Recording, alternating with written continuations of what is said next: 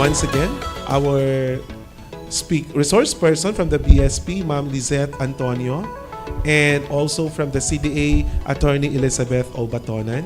So I made mention earlier that if you have questions, especially those in the Zoom, please write your questions doon sa ating chat box, and we will be giving time at this point to hear those questions or concerns that you want to have. Meron ba mga tanong tayo doon sa ating mga viewers? We may hear from our studio audience. Yes, Ma'am Josie, please. Good afternoon. Thank you for having us this afternoon. For the Bangko Sentral, do you have a specific program for the youth? For those who are students, we have the Economic and Financial Learning Program. So this is a direct delivery of learning sessions that we craft specifically for students, although this is somewhat limited in terms of in-person attendance. So for example, this coming April, we will be holding the EFLP, is what we call it. We will be holding the EFLP for students in Bacolod City. So we will be inviting students who come from Bacolod City, but don't fret, because we also our program today, we also live stream on Facebook, and we also provide replays of these and provide the materials on our website. So you can always just again follow our page, which is Pisolit, on Facebook and on Instagram, to be updated regarding details of our learning session. So aside from the EFLP, other programs that we have that are specific for the youth, maybe I will mention our institutionalized partnership with the DepEd, wherein our aim is to integrate into the basic education curriculum the topics on personal financial management. So topics on budgeting, saving, and everything. We want it to be part of the basic education curriculum, and it's also embedded into the training programs for both teaching and non-teaching personnel of the DepEd. So that's what will be directly engaging the students or those that are young. But I think our definition of youth is until my age ba? Or ano ba? Some of them are working adults already. So our programs, the same, those who are in the workforce can also, they can also take advantage of that. So yun nga po, please like and follow our page. Nag-plugging ulit. Para po updated po kayo sa information on programs that we can offer specifically for you or your group. Thank you po. Okay, so thank you very much again, Ma'am Lizette, no? So any other question aside from those being mentioned kanina from our speaker? For Aquila, paano niya ginagamit yung kanyang mga savings at paano siya nakakapag-save para ma-influence natin yung ating ibang mga kabataan? Ayan. So, thank you po, Ma'am Josie, for the question. So, to answer your question po, syempre, since I've mentioned earlier na isa na po akong senior high school student, masasabi ko po talagang mas marami pong naging gastusin when it comes to my education. Kaliwat kanan ang ambagan sa mga activities and requirements. And siguro po, isa po yun sa mga natulungan ng savings account ko po. Kasi since nagsimula naman po ako nung elementary, may makukuha po ako. And then siguro po, ayun po, kapag po may mga kailangan po sa school, doon po talaga kumukuha. And sometimes, since sobrang busy po, hindi na po talaga nakakapagpunta po sa office to deposit po. Pero ang ginagawa ko naman po sa house, may mga alkansya po. So marami po kaming alkansya sa bahay. Doon po kami naguhulog. Kung may mga excess money po, para po kapag may time na, isahang buhat na lang po sa office. And siguro po, ayun nga po, kaya maganda po talaga na nasisimula na po ito na bata pa para later on, yung habit of savings po ninyo ay hindi na po mawawala. Kumbaga, parte na siya ng sistema mo. Kaya po, ayun po, sana po sa mga kabataang nanonood, somehow ay na-influence po namin kayo right now na at this moment po na kahit gaano po kasimple or ka-small yung savings nyo, kapag may patience, may consistency, sa susunod or sa future po, mas malaki po ito. Yes, no? So, yes, Asik Luz, you have something to say? Yeah. From the youngest to the eldest. Okay. Savings habit can really be learned. Bakit na disiplina tayo sa yung swertres? Bahala na walang breakfast basta makapag-taya. Diba? Ano ba yan sa Tagalog? Taya, okay. So if people can be disciplined from saving 20 pesos up to 100 pesos sa lottery lang, we can do it too sa savings. Yes, ma'am, you have something to raise? Sorry po, taga-BSP ako, kasama ko si Lizette. Pero dahil nga sa BSP, na-mention ni Lizette na we are really looking at on how we can really influence the youth. Kasi napag-usapan namin, kasi yung in terms of policy or initiatives, hindi namin tinitingnan lang on a micro level. Like yung sa level ng personal, ng mga tao, individually. Pero alam natin, most of us, na meron siyang macro impact on the economy. So may exponential impact kasi kapag maraming nagsisave, kahit sabihin nila, ay, ang liit naman ang interest sa bangko. Kung yun lang ang titingnan mo. Pero kung titingnan mo as a whole, yung sinave mo kasi can sustain or help yung mga thriving businesses, kung kailangan nila ng funds, and these businesses can generate employment, and then they can generate, yun nga, jobs, and then, yun, yung exponential impact. So, ang gusto namin malaman, basically, for the youth, ito naman session, no? Ano ba yung top 3 things? O sino or top 3 yung nakaka-influence talaga sa inyo? So, yun. Top 3 lang kasi marami yun. Baka hindi namin magawa lahat. Thank you. Ayun po, thank you po ma'am for your question. I think yung top 3 na nag-influence po sa akin personally po, na maging part po ng Aflatun or mag-save po is, first po is yung parents ko po. Kasi yun po, parents ko po mismo sa bahay po namin, natatandaan ko po yun, batang-bata pa lang po kami ng kapatid ko. Every year, may bago po kaming alkansya talaga eh. Yung parents ko po kasi, may father, former OFW po siya. So kami po mismo sa bahay, alam po namin yung kung paano po talaga kapag wala po sa buhay. Ganun po kapag wala pong mahuhugot. So yung mother ko po na naiiwan sa amin sa bahay, siya po mismo yung nag-encourage o yung nagtatatak po sa amin ng kapatid ko na how important saving is. Na dapat sa ganitong buhay po, syempre mas uunahin ng pagiging practical, unahin mo yung savings mo. Kung meron kang maitatabi sa baon mo, itabi mo. Kasi po later on, mas malaki po yan kapag pagsasama-samahin. So that's the first one po, my parents. And second one po, I believe, is my teachers. So since ako po, I'm academic achiever, nakikita ko rin po sa mga teachers ko na may mga certain subjects po kami, especially in senior high, that focuses on yung mga simple basic concepts po ng dividend, budgeting, savings. Although, hindi po talaga siya fully masasabi kong comprehensive. Kasi yung subject po na yon hindi naman po talaga na umiikot sa mga ganong areas. Kumbaga, isang lesson lang po siya at minsan sobrang mabilisan discussion lang po yun. So napapansin ko na ay sayang naman, maganda if siguro mga isang linggong discussion to about the right proper budgeting, kung gaano ka-important ang savings. Kasi sa ganon nga po, lahat naman po ng mga kabataan, mostly po ay pumapasok o nasa schools. And malaking oras po ang ginugugol nila sa paaralan sa isang araw. Yung iba nga po whole day pa.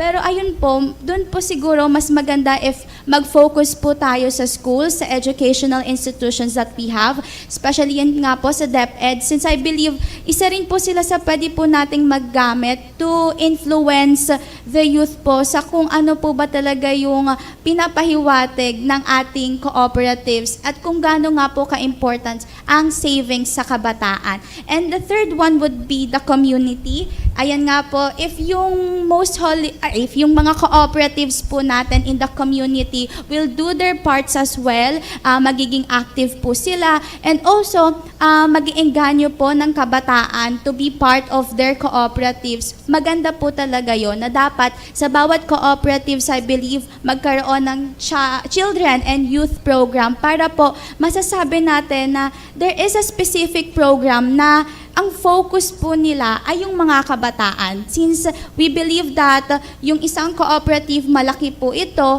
maganda po if may isa po talagang program na umaasikaso po rito para yung kabataan po natin, yung kabataang sektor ay mas yung influence po nila or contribution ay mas maipapakita. Hindi lang po natin gamitin silang palamuti, bigyan din po natin sila ng action.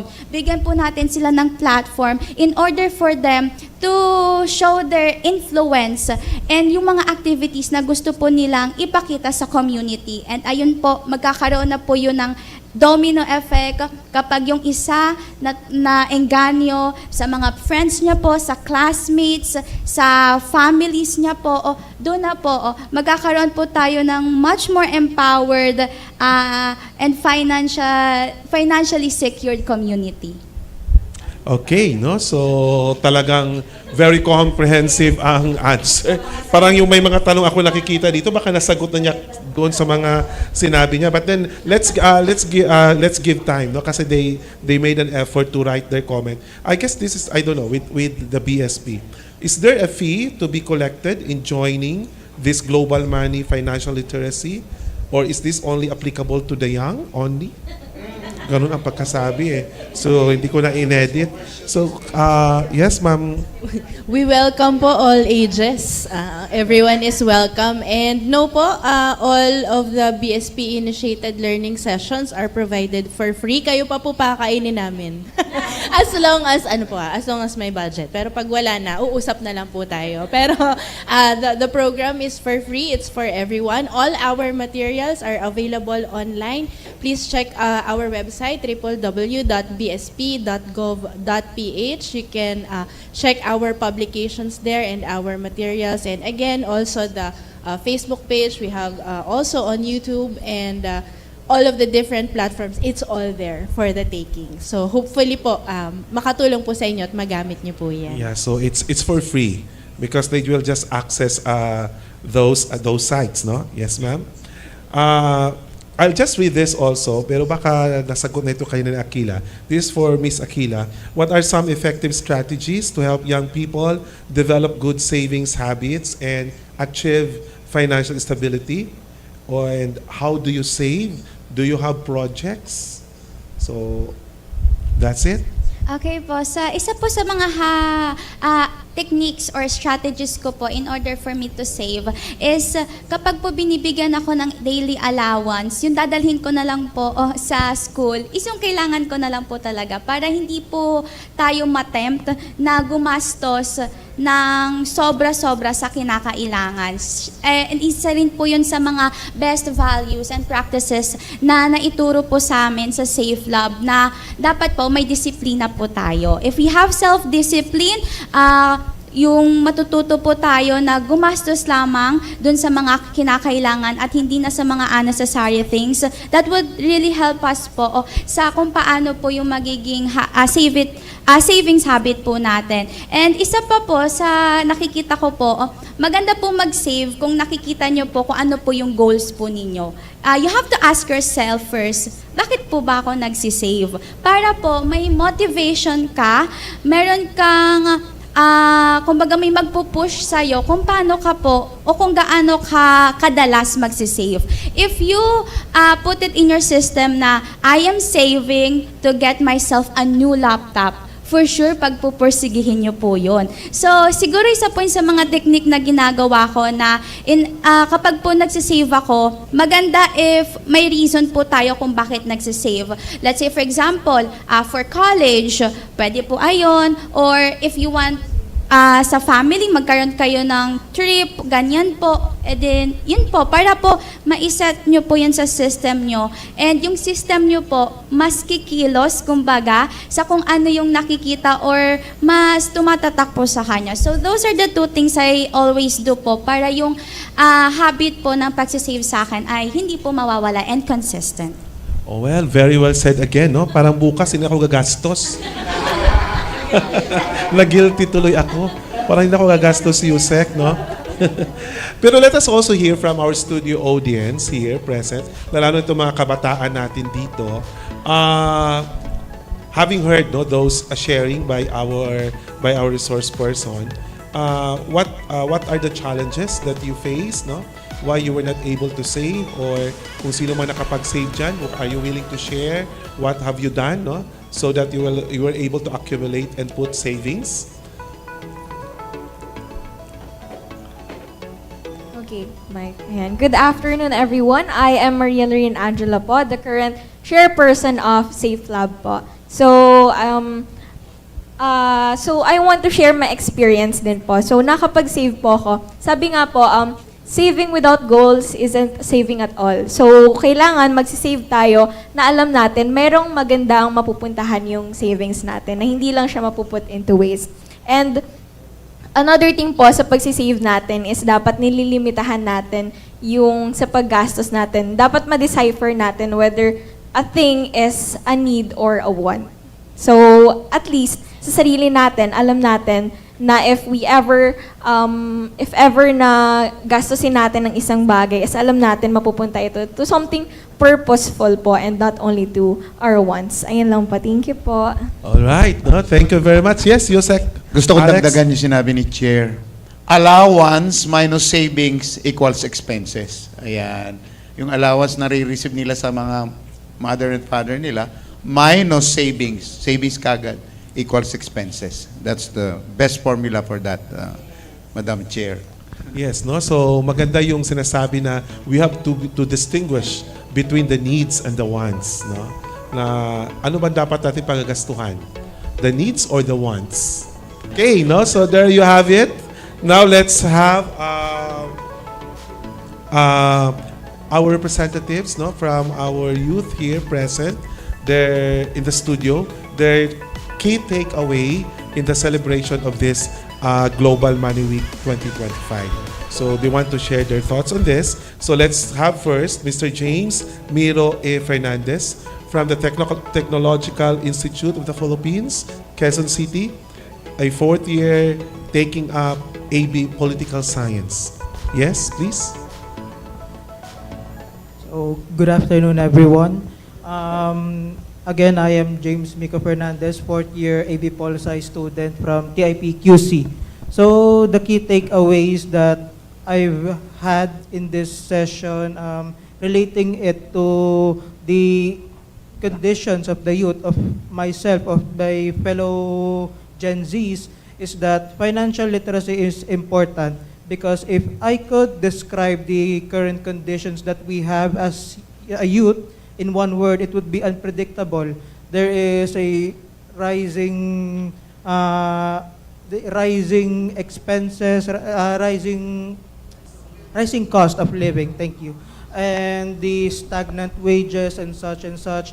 Basically, the youth nowadays faces great economic insecurity as a collective. So, as part of the youth, it is safe to say that we need to be more financially literate. We need to be smart about our expenses. We need to know how to save efficiently and such. So, those are what I've got in this session.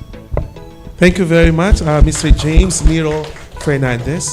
Okay, another one also to give his takeaway on this celebration. We have Mr. John Smith Figarum from the STI College Fairview, fourth year student taking up Bachelor of Science in Information Technology. Ayun po, so magandang araw po sa inyo lahat. So, may iba muna ako Tagalog na gamitin ko. So, ayun po, pinaka natutunan ko po dito sa ating programa po ngayon is yung paano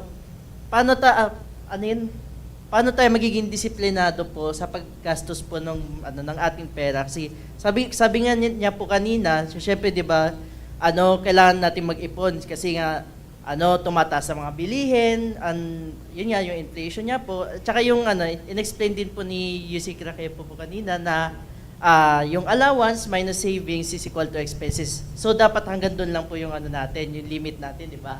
So yun po, aside pa po doon, gusto ko lang po i-congratulate din po yung BSP po kasi although po nasulat ko po as is 25% po. Gumagawa pa rin po kayo ng paraan po kung paano po maging financially literate ang buong bansa po. So kudos po sa inyo. And ayun po, ang pinaka realization ko lang po for me personally kasi po ako, di ba nga po si ate po is 17 years old, may ipon na po. Ako po kasi 22 years old, struggle pa rin po ako mag-ipon. Ayun, ang pinaka-realization ko lang po is yung sinabi ko lang po kanina is learn how to discipline myself on how I spend my money, especially my allowance po na binibigay sa akin ng parents ko dito pagpapasok po ng CDA as an intern student po. Maraming salamat. Thank you very much. It's never too late, sir, to start saving. You're still 23, you still have a lot of years more. So there you have it, ladies and gentlemen. Of course, we would like again to thank our panelists and our resource persons. Just stay with us. No? We are through with the maiden episode of our Co-op Kapihan sa Bagong Pilipinas. Please expect that there will be another round of interesting discussions in our succeeding Co-op Kapihan episodes in the future. So we will be informing all our stakeholders and partners as to when will be the next episode of our Co-op Kapihan. Again, our thanks to our resource persons. Palakpakan naman natin sila. And to our panelists, maraming salamat po, Bangko Sentral ng Pilipinas, Cooperative Development Authority, at lahat ng ating kooperatiba sa buong bansa. And once more, this is your host, Jojo Haliasco, for the first episode of Co-op Kapihan. Mabuhay ang kooperatiba, mabuhay ang Global Money Week celebration, at maraming salamat po sa ating lahat.